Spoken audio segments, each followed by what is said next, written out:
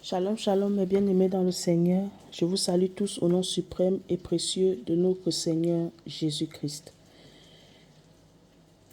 Bien-aimés, ce matin, j'ai cette petite exhortation que j'aimerais partager avec toi.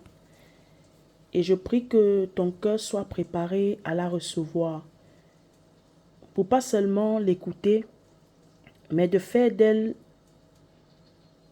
un sujet de prière, de faire d'elle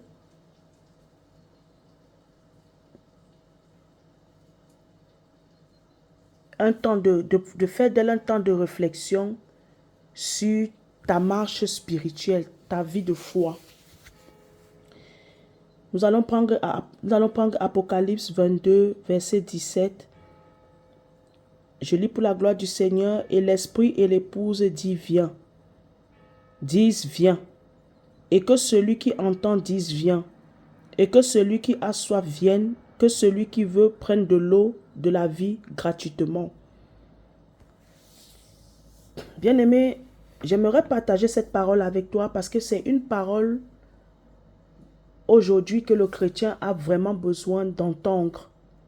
C'est une parole que le chrétien a besoin de non pas seulement entendre, mais aussi de manifester. Parce que bien aimé, en vérité, lorsque tu fais le parcours de la parole de Dieu, ce verset biblique a son sens. Parce que ce verset biblique est en train de refléter, de manifester l'une des conditions, l'une des qualifications qui va qualifier le chrétien, qui va donner au chrétien, au chrétien, sa place d'être trouvé bon et juste, d'être enlevé le jour de l'avènement de notre Seigneur Jésus-Christ. Bien-aimé, ici je vais dire à quelqu'un, le Seigneur Jésus-Christ ne viendra pas seulement chercher celui qui a gardé sa robe blanche. Il ne viendra pas seulement chercher celui qui a persévéré. Il viendra aussi chercher encore plus celui qui a soupiré après son retour, qui a désiré au plus profond son retour. Bien-aimés, vous voyez, ce monde-ci, si on regarde ce monde avec les yeux humains, ce monde-ci a tout pour nous faire croire que notre vie se limite ici-bas sur terre. Mais lorsque nous regardons le monde avec les yeux spirituels, les yeux de Dieu, nous allons nous rendre compte que ce monde-ci, c'est juste un tremplin qui nous amènera dans notre véritable demeure, dans notre véritable éternité. Voilà pourquoi la parole de Dieu dit, Dieu a mis dans la pensée de l'homme l'éternité. Dieu a mis dans la pensée de l'homme l'éternité. Voilà pourquoi nous allons tourner en rond. Mais à un moment donné, que tu sois chrétien, païen, je ne sais pas quoi, tu vas toujours te poser des questions. Est-ce qu'il y a Dieu qui existe? Après la mort, on va où? Tu vas toujours avoir cette pensée-là de la fin de ta vie sur la terre. Où est-ce que tu vas aller? Parce qu'en réalité, bien-aimé, c'est Dieu qui a voulu que nous puissions avoir cette pensée. Et souvent, même cette pensée peut aller plus loin et nous faire comprendre que nous ne sommes pas de ce monde. Pour ceux qui sont vraiment spirituels, savent réellement que nous sommes des pèlerins. Nous sommes passagers dans ce monde. Nous sommes là pour nous préparer à ancrer dans la véritable espérance, la glorieuse espérance que Dieu nous a donnée, que Dieu a réservée pour ceux qui lui appartiennent. Et ce verset biblique fait partie des qualificatifs de ceux qui seront sélectionnés par le Seigneur, en plus d'avoir gardé leur robe blanche et d'avoir persévéré et d'avoir combattu le bon combat et d'avoir gardé la foi. Bien-aimé, Jésus-Christ en tant qu'époux reviendra, mais il ne viendra pas chercher une épouse qui est toi, qui est moi, qui est peut-être toi, qui est peut-être moi, qui est peut-être les autres. Qui n'a pas soupiré après son retour? Prenons l'exemple d'un fiancé. Un fiancé peut-être qui est en Europe, qui est dans un autre pays, ne va pas venir épouser une femme qui ne l'a pas attendu, qui ne s'est pas gardé pour lui, qui ne s'est pas réservé pour lui, qui ne s'est pas préservé pour lui, qui ne soupirait pas après son retour. Que lorsque quand ils sont au téléphone, elle ne manifeste pas cette envie de le voir.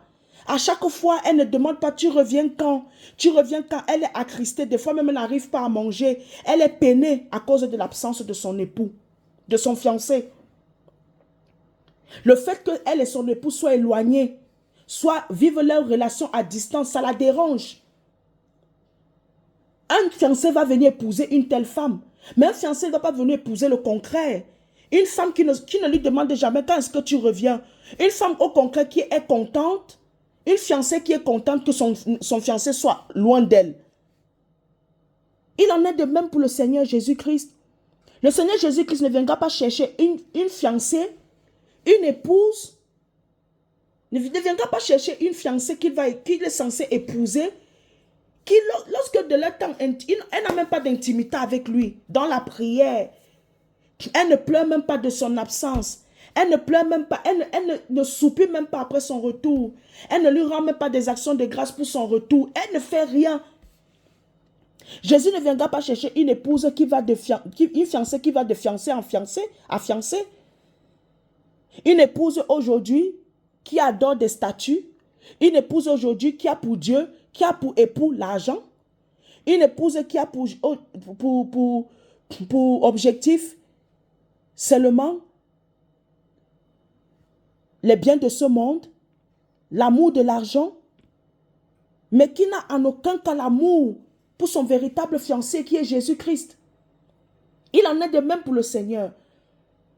Tu ne désires pas le retour de Jésus. Jésus ne va pas trouver une importance de venir te prendre parce que tu n'as pas désiré son retour. Si tu ne désires pas le retour de Jésus quand tu es sur la terre, quand tu seras au ciel, Jésus ne peut pas prendre quelqu'un qui ne le désire pas, qui ne désire pas qu'il revienne le chercher, qui revienne la chercher. Jésus ne va pas revenir prendre quelqu'un qui ne le veut pas. Ça va être bizarre. Ça n'aura pas de sens au fait. Jésus ne viendra pas te chercher si tu ne l'as pas désiré. Si tu n'as pas appelé, tu n'as pas crié après son retour. Tu n'as pas soupiré après son retour. Tu ne t'es même pas réservé, tu ne t'es même pas préparé pour son retour. Jésus ne viendra pas te chercher parce que pour lui, tu ne le considères pas. Son retour pour lui t'est indifférent. Pourquoi il viendra te chercher? Parce que tu te plais dans ce monde. Pourquoi il viendra chercher une fiancée qui n'imagine même pas, qui ne rêve même pas, qui ne soupe même pas après la vie qu'elle aura avec lui dans l'éternité. Jésus ne viendra pas te chercher. Tu auras beau faire l'évangélisation, dire Jésus revient bientôt. Comme on voit beaucoup aujourd'hui, Jésus revient bientôt, c'est devenu comme de l'amusement, c'est devenu comme de la rigolade, c'est devenu comme de la plaisanterie, c'est devenu comme une tendance, c'est devenu comme je ne sais pas, comme de la, je ne sais pas comment dire. Et pourtant c'est la réalité, bien-aimé. Jésus revient. Jésus revient. Nous sommes en train de voir l'accomplissement des prophéties. Nous sommes en train de voir l'accomplissement de ce qu'il nous a dit dans sa parole. Et vous croyez qu'il va être infidèle à son retour? Nous sommes en train de voir tout ce que se passe dans ce monde et c'est écrit dans la parole de Dieu. C'est écrit dans la parole de Dieu. La parole de Dieu est la vérité, bien-aimé. Tu ne peux pas dire que Jésus revient bientôt et pourtant dans ton cœur, tu ne veux même pas qu'il revienne. Tu es attaché aux choses de ce monde. Tu es attaché à ce monde. Tu te conformes au siècle présent. Tu refuses même que le Saint-Esprit renouvelle ton intelligence par cette glorieuse espérance qui est le retour de Jésus-Christ, l'avènement imminent de Jésus-Christ. Il est écrit celui qui entend dise viens. Et cela, ce n'est pas une question de collectivité. C'est une question d'individualité. Tu dois désirer dans ton cœur. Tu ne dois pas désirer par procuration. Tu dois désirer dans ton cœur le retour de Jésus. Tu dois soupirer après son retour. Ce n'est pas parce que tu vas à l'église, peut-être que le pasteur, lui, réellement, il soupire au retour de Jésus. Le leader de ton département soupire au retour de Jésus, que tu crois aussi que toi, c'est ta réalité. Il faut que cette réalité soit palpable. Le Saint-Esprit rende témoignage à ton esprit que Jésus revient bientôt, bien-aimé. Et le Saint-Esprit est là pour ça. Le Saint-Esprit est là pour nous préparer au retour imminent de Jésus. Le Saint-Esprit est là pour nous préparer à son avènement. Que Jésus vienne nous trouver prêts comme les vierges sages. Les vierges folles, au début, elles soupiraient après le retour de l'époux. Mais à un moment donné, le fait que, selon elles, l'époux tardait à venir, elles se sont détournées de la promesse de l'époux. Il les avait promis qu'il va revenir. Mais elles se sont égarées. Elles se sont tournées vers d'autres choses. Elles se sont tournées vers d'autres dieux, vers un autre époux, vers un autre fiancé. Ça peut être l'argent, le péché. Ça peut être la séduction de ce monde. Et quand l'époux est venu, les lampes n'étaient pas allumées. Elles étaient totalement déconnectées de la vérité de l'époux, déconnectées de la promesse de l'époux. Et elles ont raté leur mariage. Mais les vierges sages, malgré que le monde peut dire que Jésus revient bientôt, les gens peuvent dire que c'est tard, il attend quoi pour revenir, vraiment, est-ce que c'est vraiment réel? Elles ont persévéré. Elles se sont accrochées à la promesse, à cette glorieuse espérance. Elles ont fait confiance à leur fiancé. Et lorsque l'époux est venu, il les a trouvées. Il a trouvé les vierges sages avec leurs lampes allumées, avec ce désir, cet amour, ce premier amour qu'elles avaient autrefois. Cet amour n'a pas tari, cet amour n'a pas disparu. Cet amour est resté intact. Cet amour a persévéré. Cet amour l'a attendu. C'est de ça que cette parole est en train de parler. Et ici, ce n'est pas une question de collectivité, parce que lorsque Jésus viendra, il n'enlèvera pas une dénomination. Il ne viendra pas enlever toute une famille. Il viendra enlever celui ou celle qui a soupiré, qui a gardé sa robe blanche, qui s'est gardé, qui ne s'est pas prostitué en allant vers d'autres hommes, en allant vers d'autres fiancés, en allant vers d'autres promesses qui ne sont pas celles de l'époux. Beaucoup parmi nous, bien-aimés, nous avons toujours dans nos bouches Jésus revient bientôt. Mais est-ce que nous croyons à ça? Et tu peux réellement voir si réellement tu crois en ce retour de Jésus-Christ par ta manière de prier, par ta manière de vivre, par ta manière même de te comporter. Qu'est-ce qui fait battre ton cœur en ce moment? Quelles sont tes réelles motivations? Qu'est-ce qui te motive en ce moment? Lorsque tu t'approches face devant le trône de Dieu, c'est quoi qui fait battre ton cœur? Est-ce que le Saint-Esprit rend témoignage à ton esprit? Non seulement que tu es enfant de Dieu, mais que Jésus-Christ est à la porte, qu'il revient bientôt. Est-ce que le Saint-Esprit, tu laisses le Saint-Esprit te communiquer la pensée de Dieu sur son retour? Parce que c'est aussi ça, le rôle du Saint-Esprit. Le Saint-Esprit n'est pas seulement là pour nous enseigner, il est aussi là pour nous préparer. Il est aussi là pour laisser jaillir ce désir profond, ce soupir profond du retour de notre époux Jésus-Christ. Le Saint-Esprit est là parce que la parole de Dieu dit l'Esprit et l'épouse disent viens.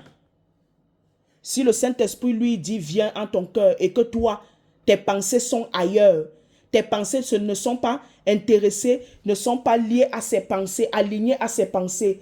Tes pensées sont concrètes au soupir du Saint-Esprit. C'est normal que tu ne vas pas dire viens. C'est normal que tu ne dises pas viens. C'est normal que tu vas avoir d'autres propos. C'est normal que toi, tu vas avoir d'autres projets. Tu auras les projets concrets au Saint-Esprit. Alors, bien-aimés, je veux vraiment prier pour nous, pour toi, pour vous, qu'en ce mois de février, ne nous attardons pas seulement à demander à Dieu les choses éphémères de ce monde que nous n'emporterons pas. Mais je prie au nom de Jésus que nous nous attachons, que nous nous affectionnons aux choses d'en haut. Là où la rouille et la teigne, le voleur ne pourra pas venir voler. Je prie au nom de Jésus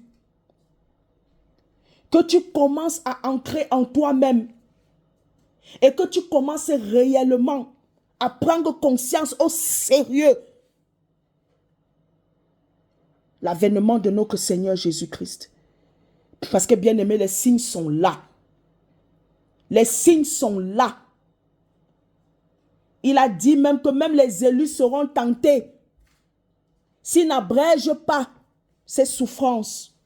S'ils n'abrègent pas tout ce qui va se passer, même les élus seront tentés. Et actuellement, combien d'élus veulent abandonner la foi? Combien d'élus se sont laissés manipuler, séduire par les mensonges de Satan? Bien-aimé, il est de ta responsabilité. Je dis bien, il est de ta responsabilité. Si tu n'as pas ce désir profond, le Saint-Esprit ne viendra pas la rendre évidente, palpable dans ta vie. Le Saint-Esprit rendra témoignage, soupirera avec celui ou celle qui aura ce soupir aussi. Cette volonté, ce désir profond de voir manifeste cette glorieuse espérance qui est le retour de Jésus-Christ. Bien-aimé, n'oublie pas ceci. À cause même de ton soupir et ton désir, tu peux faire à ce que Jésus même revienne. Revienne. Tellement que tu soupires. Tellement que l'épouse soupire après lui avec l'esprit. Il peut revenir à tout moment. Il peut revenir à tout moment. Car nous soupirons après son retour. Nous le voulons. Nous crions Maranatha. Nous crions Maranatha. Parce que nous voulons, nous acceptons, nous recevons. Nous accueillons cette glorieuse espérance de son retour. Et regardez, de fur et à mesure que le monde va avancer, les véritables épouses de Jésus-Christ auront le dégoût de vivre dans ce monde. Vous ne serez plus à l'aise. Le Saint-Esprit va mettre en vous ce sentiment de vite faire les trucs pour l'avancement du royaume de Dieu et que Jésus revienne. Vous allez commencer à avoir le dégoût de vivre dans ce monde. Parce que vous n'allez plus vous sentir à l'aise. Vous n'allez plus vous sentir à votre place.